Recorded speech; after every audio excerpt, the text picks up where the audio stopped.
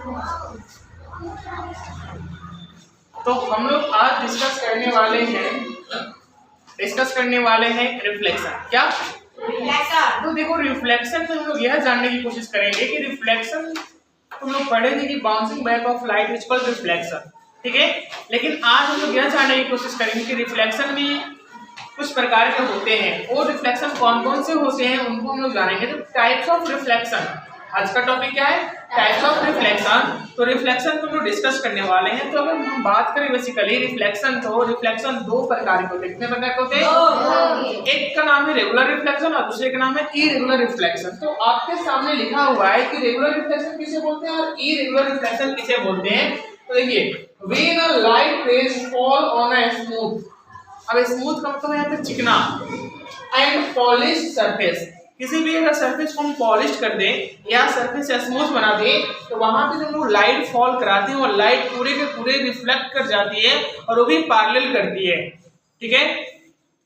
और इरेगुलर कहता है कि when the light rays fall on a rough और इरेगुलर सरफेस। रफ यानी जैसे कहने का मतलब कि जो सरफेस है वो प्लेन नहीं है, स्मूथ नहीं है, रफ है, तो अगर वहां पे लाइट को हम फॉल ऑन कराते हैं तो वह लाइट स्कैटर कर जाती है, बिखर जाती है, समझे। जब लाइट स्कैटर कर जाएगी, बिखर जाएगी, तो हम उसको बोलेंगे इरेगुलर रिफ्लेक्शन ऑफ लाइट। तो देखिए यहाँ पे आपको मैं दिखाना चाहूंगा डायग्राम के थ्रू।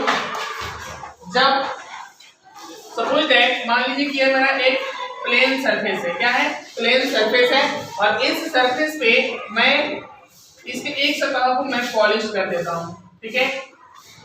और जब यहाँ पे मैं लाइट को फॉलो कराऊंगा तो लाइट रिफ्लेक्ट करके ऐसे निकल जाएगी, यानी एक दूसरे के साथ पैरेलल। इधर से लाइट आ रहा है और रिफ्लेक्ट करके इधर जा रहा है, इधर आ रहा है, रिफ्लेक्शन के बाद इधर जा रहा है।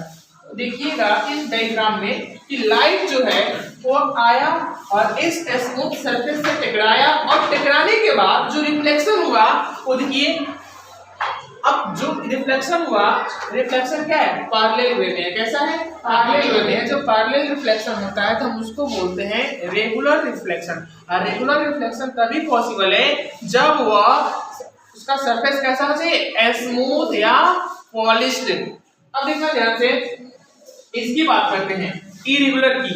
तो इरेगुलर क्या कहता है कि अब देखो हम जो शेप ऐसे बनाए थे, ऐसे ना बना के हम शेप को कर्व बनाएंगे, ऐसे शेप बनाएंगे। और मुझे बताओ, अगर एक लाइट यहाँ फॉल ऑन करती है और एक लाइट यहाँ फॉल ऑन करती है और एक लाइट यहाँ, क्या इन तीनों का सेम आएगा? कभी नहीं। जब इस स्पेस पे आएगा तो कुछ ऐसे चला जाएगा, कुछ ऐसे चला जाएगा, कुछ ऐसे आ जाएगा, ऐसे करके लाइट बिखर जाएंगे। क्या कर जाएंगे, बिखर जाएंगे, यानी स्कैटर कर जाएंगे। जब स्कैटरिंग ऑफ लाइट होगा तो ध्यान से देखना, ये जो रिफ्लेक्शन हुआ यहाँ पे वो अलग अलग डायरेक्शन में हो रहा है, कोई इधर जा रहा है, कोई कहीं जा रहा है, तो यह इरेगुलर रिफ्लेक्शन हुआ। इरेगुलर रिफ्लेक्शन तभी पॉसिबल है जब हमारा सरफेस रफ हो या इरेगुलर हो, ठीक है। क्लियर है, यहाँ तक समझ में आया? तो हम ऐसे कर सकते हैं। तो अगर हमसे कोई पूछेगा difference between the regular reflection and irregular reflection, तो हम उसको ऐसे बताएंगे एक डायग्राम से और एक थ्योरी से। तो यह जो डायग्राम हुआ वो रेगुलर रिफ्लेक्शन का हुआ, रेगुलर रिफ्लेक्शन, और यह जो हुआ वो हुआ इरेगुलर रिफ्लेक्शन, ठीक है।